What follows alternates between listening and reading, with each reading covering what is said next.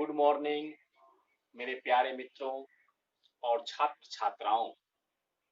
मैं champion coaching centre are के पंकज के इस यूट्यूब चैनल पर आप सभी का हार्दिक अभिनंदन, हार्दिक स्वागत करता हूं।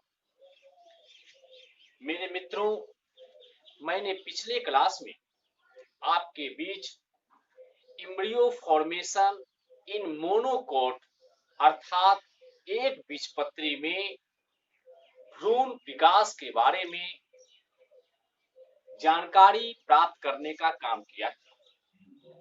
आज के इस वीडियो सेशन में हम सभी एम्ब्रियो फॉर्मेशन इन डाइकॉट अर्थात द्विबीजपत्री में भ्रूण विकास के बारे में पढ़ने जा रहे हैं।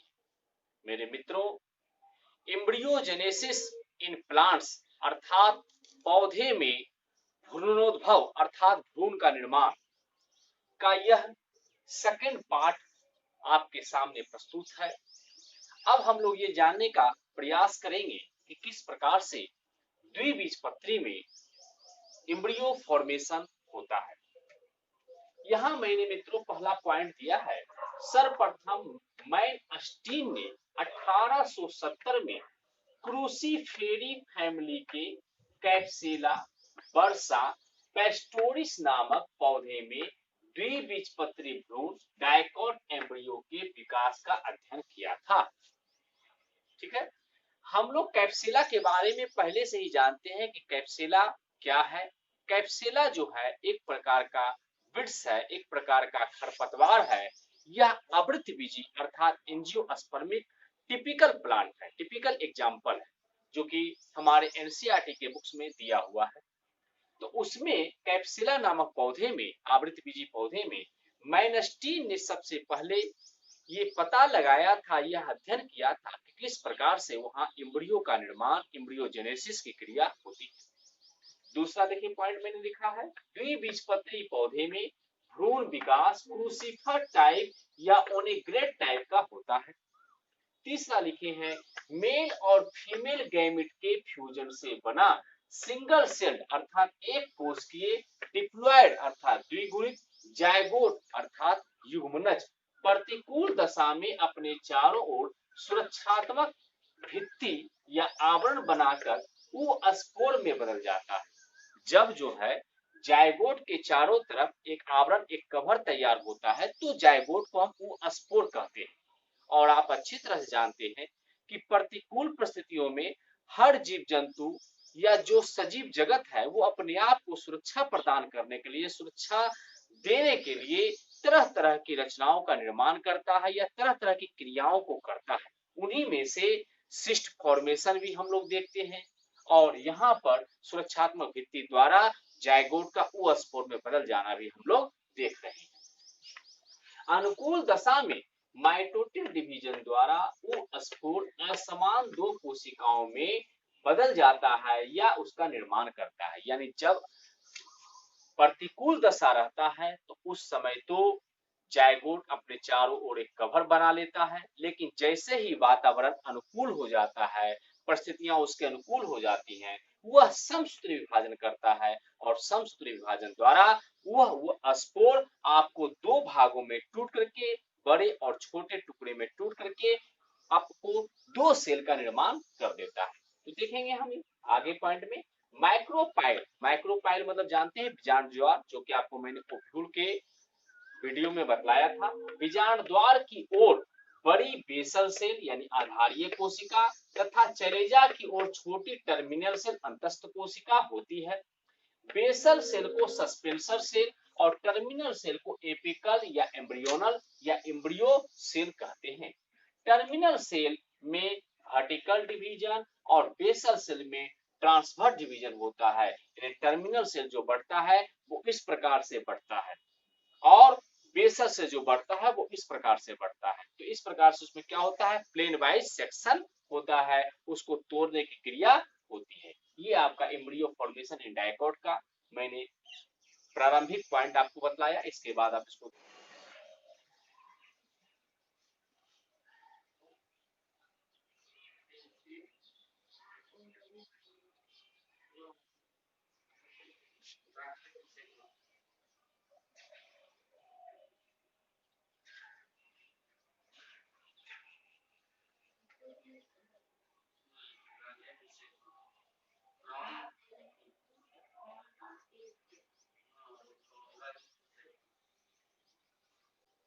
नेक्स्ट पॉइंट में मित्रों, बेसल सेल में लगातार ट्रांसवर्स डिवीजन होते रहने से 6 से 10 सस्पेंसर सेल बन जाते हैं। सस्पेंसर सेल की वह प्रथम कोशिका जो माइक्रोपाइल की तरफ होती है वह बड़ी और रिक्तिकामय अर्थात वैक्यूलस होती है, जिसे हॉस्टोरियम अर्थात चुस्कान कहते हैं। नेक्स्ट पॉइंट है, सस्पेंसर सेल की अंतिम कोशिका जो प्रो एम्ब्रियो के संपर्क में और टर्मिनल सेल अर्थात एम्ब्रियोनल सेल की ओर होती है उसे हाइपोफाइसिस अर्थात स्फीतिका कहते हैं। यह बाद में रूट कैप बनाती है। चैलेजा की ओर हाइपोफाइसिस की तरफ मौजूद छोटी टर्मिनल सेल को एम्ब्रियोनल सेल भी कहते हैं, क्योंकि यह भ्रूण का अधिकांश भाग बनाती है। इस टर्मिनल सेल में एक ट्रांसवर्स अर्थात अनुप्रस्थ और दो वर्टिकल अर्थात उदग्र डिवीजन होता है, जिससे दो स्तरों, जिसे हम लोग टू टायर्ड कहते हैं, दो स्तरों वाले ऑक्टेंट में 8 कोशिकाएं होती हैं। ऑक्टेंट में 8 कोशिकाएं अर्थात 8 सेल होते हैं, 8 कोशिकाएं होती हैं। उसको हम लोग प्रो एम्ब्रियो भी कहते हैं। प्रो एम्ब्रियोनिक का निर्माण कर देता है। प्रो एम्ब्रियो का 4 सेल्ड फर्स्ट टायर जो चैलेजा की ओर होता है उसे एपीबेसल कहते हैं। यह 2 कॉटिलिडन, एक एपिकॉटिल और प्लूमूल का निर्माण करता है, जबकि 4 सेल्ड सेकेंड टायर जो सस्पेंसर की ओर होता है उसे हाइपोबेसल कहते हैं। यह हाइपोकॉटिल तथा रेडिकल बनाता है।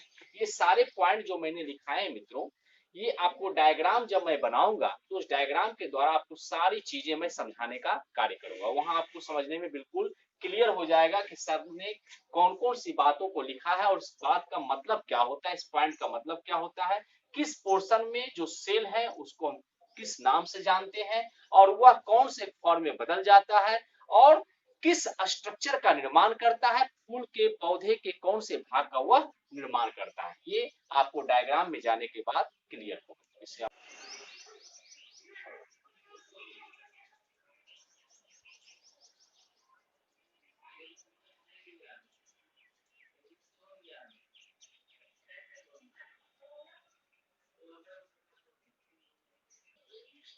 नेक्स्ट पॉइंट है मित्रों, दोनों टायर अर्थात स्तर परिणत विभाजन पेरिक्लेनल डिवीजन द्वारा बाहर की ओर डर्मेटोजोन त्वचाजन, बीच में मेरिस्टेमेटिक सेल अर्थात विभुजकी कोशिका तथा सबसे भीतर केंद्र में प्रोकैम्बियम का निर्माण करता है।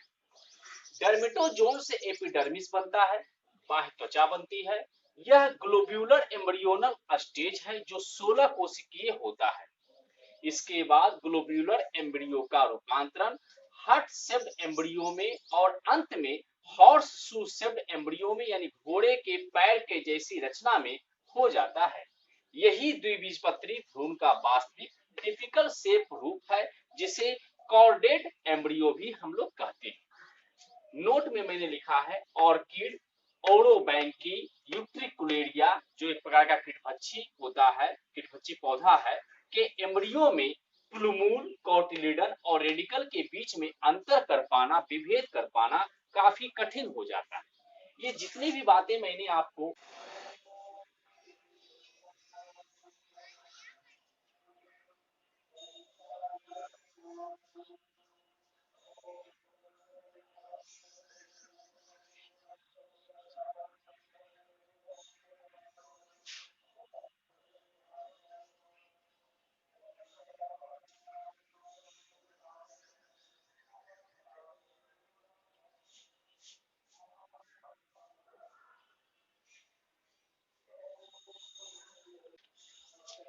मेरे प्यारे मित्रों, जो मैंने अभी तक आपको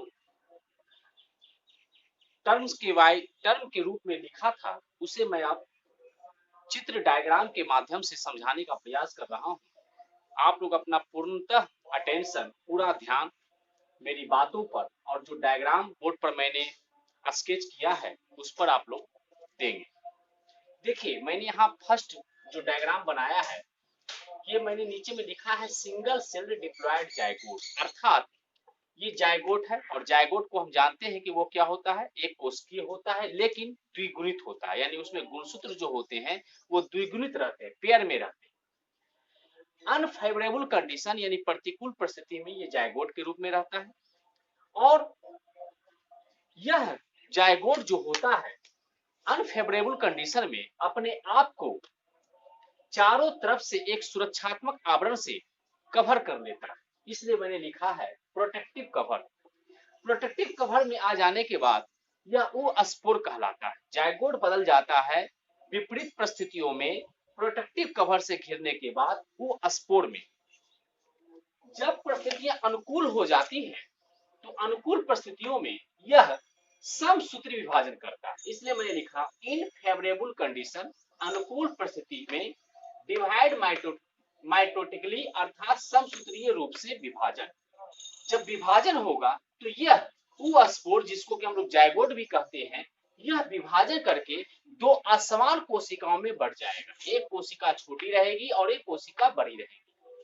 छोटी कोशिका चलेजर इंड की तरफ रहेगा, निभाग की तरफ रहेगा, और बेसल सेल जो होता है, बड़ी कोशिका जो होती है, वह माइक्रोपाइल की ओर अर्थात बीजांड द्वार की ओर होगा। अब टर्मिनल सेल में हमने दिखलाया है कि बार बार इसमें क्या होगा, वर्टिकली डिवीजन होगा। वर्टिकली डिवीजन के वजह से इसमें कोशिकाओं की संख्या बढ़ती चली जाएगी, 1 से 2, 2 से 4, 4 से 8, 8 से 16, 16 कोशिकाओं का रूप यह ले लेगा। कौन? Terminal cell. विभाजन करने के वजह से, वर्टिकल विभाजन करने की वजह से इसमें कोशिकाओं की संख्या बढ़ते बढ़ते 16 कोशिकाओं में बदल जाएगी। और जब ये 16 कोशिकाओं में बदल जाएगी तो वैसे कंडीशन में यह जो है एम्ब्रियोनल सेल या ग्लोब्यूलर फॉर्म का रूप ले लेता है। नीचे में जो बेसल सेल मैंने बनाया है, यह बेसल सेल भी आपको बार बार विभाजन करेगा और बार बार विभाजन करने की वजह से, ट्रांसवर्सली डिवीजन करने की वजह से 6 से 10 जो है सस्पेंसर सेल का निर्माण कर देगा।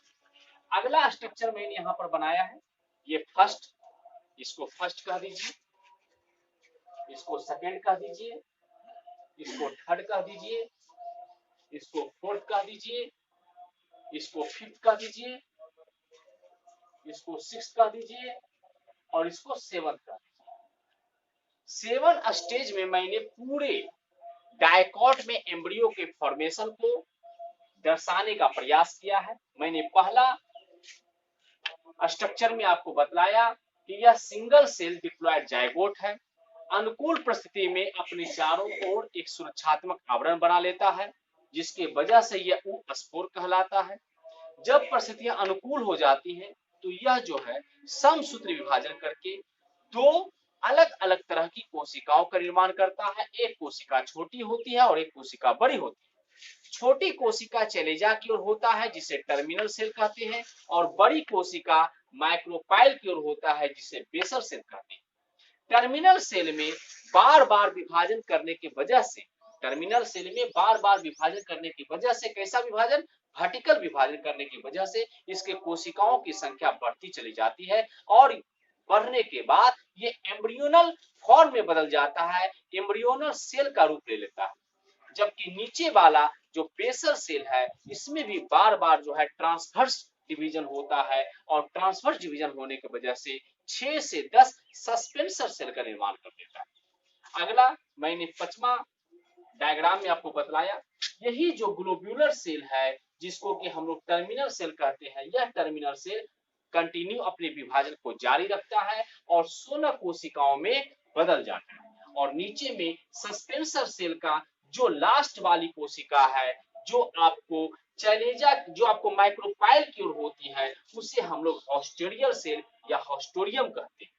जबकि इसके दूसरे सिरे पर जो अंतिम सस्पेंसर सेल है, वह अंतिम सस्पेंसर सेल आपको क्या करेगा, यह एम्ब्रियोनल सेल से अटैच हो जाएगा। अब हम लोग देख रहे हैं कि यहाँ पर जो कोशिकाओं का विभाजन हो रहा है, कोशिकाओं के विभाजन की वजह से यह टोटल कितनी कोशिका में बदल गई? आपको 16 कोशिका में, 1 2 3 4 5 6 7 8, 8 बाहर में हो गया, बाहरी लेयर में, और अंदर वाले लेयर में भी 1 2 3 4 5 6 7 8, टोटल आपके बाहरी टायर में, आउटर टायर में 8 कोशिकाएं और इनर टायर में भी 8 कोशिकाएं हैं। जो बाहरी टायर अर्थात बाहरी स्तर में जो कोशिकाएं हैं उसे एपी बेसल सेल कहते हैं, जिनमें कोशिकाओं की कुल संख्या आपको कितनी होती है? 8 होती है। और यह किधर होता है? कलेजा की ओर होता है। जबकि अंदर वाला इनर टायर में जो कोशिकाएं होती है उसे हाइपोबेसल सेल कहते हैं। इनमें भी कुल कोशिकाओं की संख्या 8 होती है। यह किधर होता है? यह आपको सस्पेंसर की ओर होता है। आप देखेंगे कि आउटर एपीबेसल सेल से आपको क्या बन रहा है? 2 कोटिलिडन, एपिकोटिल और फुलमूल का निर्माण हो रहा है, जबकि इनर टायर से आपको हाइपोकोटिल और रेडिकल का निर्माण हो रहा है। अब अगले फॉर्म में मैं स्पेस के कमी की वजह से आपको संक्षेप में डायग्राम को स्केच किया हूं। देखिए, ये जो एम्ब्रियोनल सेल है, यही एम्ब्रियोनल सेल आपको डाइकॉट अर्थात द्विबीजपत्री का जो रूप होता है, जो शेप होता है, उसको लेने का प्रयास करता है। और मैंने बतलाया कि ये ग्लोब के जैसा गोल है। यहाँ भी आप गोल देख रहे हैं। 8 कोशिकाओं में भी गोलीय अवस्था है और 16 कोशिका में भी आपका गोलीय अवस्था है। यही 16 कोश की ग्लोब्यूलर अवस्था एम्ब्रियोनल सेल आपको आगे आने के बाद हार्ट का रूप ले लेगा, हार्ट शेप्ड एम्ब्रियोनल सेल में बदल जाएगा। यहाँ मैंने बताया है हार्ट शेप्ड एम्ब्रियोनल सेल, और इसका ये रूप ले लेता है, इसलिए इसको मैंने हॉर्स शेप्ड एम्ब्रियोनल सेल कहने का काम किया। और पीछे में मैं जो दिखला रहा हूँ ब्लैक कलर से, ये ब्लैक कलर से आपको जो है सस्पेंसर सेल है। तो अंततोगत्वा हम 7वां जो स्टेज में पहुंचते हैं तो देखते हैं कि यह जो जायगोट है, यह जायगोट बदलते बदलते बदलते बदलते आपको किस रूप में बदल जाता है? डायकॉट अर्थात द्विबीजपत्री रूप में बदल जाता है। अब इसका बेसिक रूप कैसा होता है, इसका जो है आपका अंत में यह देखने में कैसा लगता है, वह मैं जब वीडियो आपको एडिट करूंगा तो उसमें मैं जो बुक में आपका दिया हुआ डायग्राम है उसको मैं उसमें मेंशन करने का प्रयास करूंगा, और आप वहां से उस डायग्राम को भी उतार लेंगे। और जो मैंने यहाँ पर आपके बोर्ड पर आपके सामने इसे दर्शाने का काम किया है उसे भी आप उतार लेंगे। मैं जहां तक समझ रहा हूं आप मेरे सारे तथ्यों को समझ चुके होंगे। अगर आपको कहीं कोई दिक्कत है तो आप बेहिचक, बिना किसी भी प्रकार के संशय का, आप हमारे कमेंट सेक्शन में आए और कमेंट सेक्शन में आकर के अपने डाउट को, अपने प्रॉब्लम को शो करें। मैं अगले वीडियो में भरसक प्रयास करूंगा कि आपके प्रॉब्लम को दूर करने का प्रयास करूं।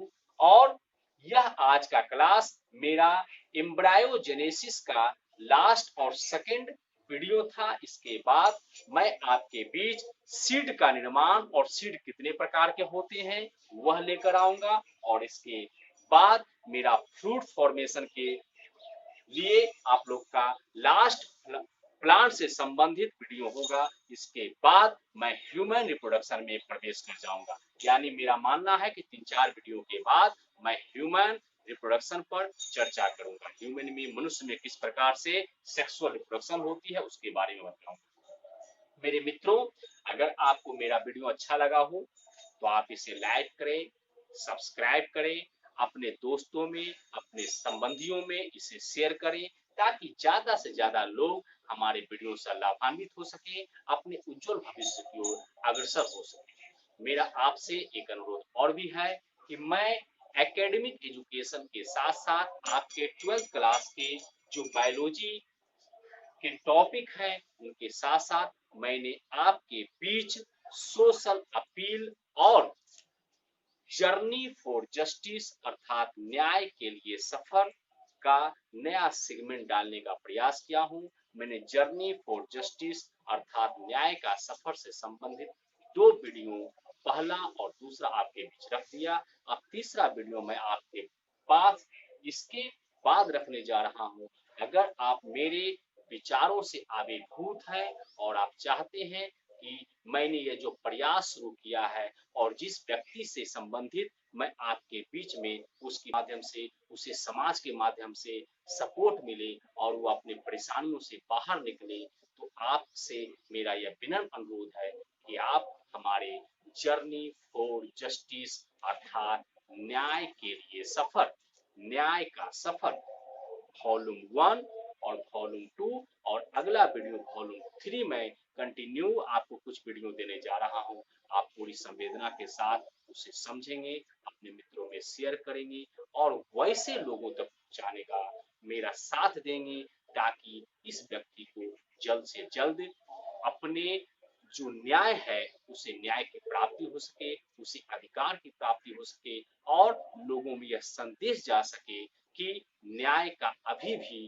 कहीं न कहीं दीपक जल रहा है।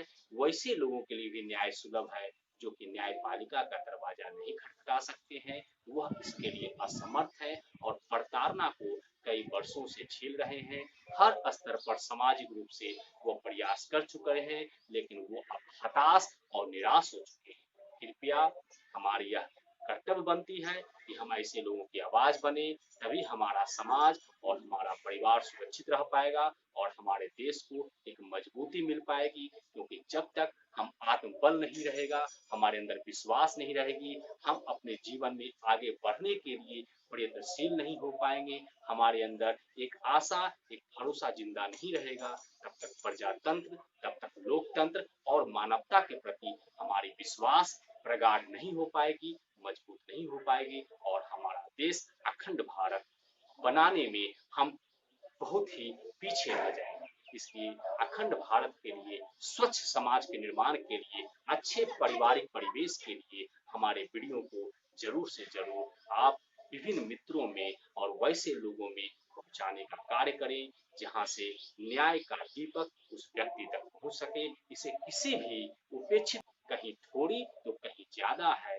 कहीं प्रताड़ना कम हो रही है और कहीं प्रताड़ना ज्यादा हो रही है, कहीं शोषण कम हो रहा है, कहीं शोषण ज्यादा हो रहा है, शोषण और प्रताड़ना का रूप भी अलग होता है। तो मेरा यह आपसे अनुरोध है कि मैंने आपको कहा था, आपको दीपो भवा, अपना दीपक स्वयं बने। तो हम अपना सुधार जब तक नहीं करेंगे, अपने परिवार में हम परिवर्तन नहीं लाएंगे, अपने विचारों में हम परिवर्तन नहीं लाएंगे, तब तक एक अच्छे समाज का निर्माण नहीं कर सकते हैं, एक अच्छे देश का निर्माण नहीं कर सकते हैं। तो देश के भविष्य के लिए, अपने आने वाले कल के लिए, अपने आने वाली पीढ़ियों के लिए न्याय का साथ दे, न्याय का हाथ मजबूत करे और सुलभ, स्वच्छ, निष्पक्ष न्याय के द्वारा हर व्यक्ति को उसका जो अधिकार है उसे प्रदान करने में उसका साथ दें, उसकी मदद करें। इन्हीं सारी आपके निवेदन के साथ मैं आप सभी का अपने इस यूट्यूब चैनल